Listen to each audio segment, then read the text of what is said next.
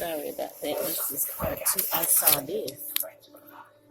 Oh, one of my children put something in the film. I was like, what is that? Okay, this is the embroidery piece. I'm excited. So I went and bought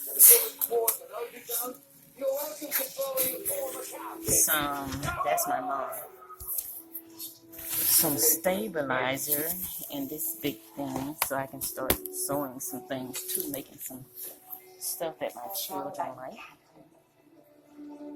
And I actually got this little adhesive from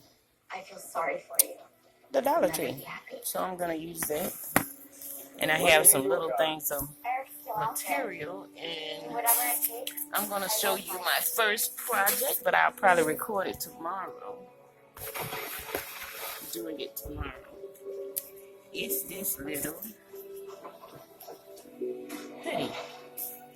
It's this little hoodie from Old Navy, and it's gonna be for a little fellow for his birthday. So I'm gonna monogram that, and that will be his gift. So stay tuned, because I'm gonna plug this up and then we're gonna go through a few things.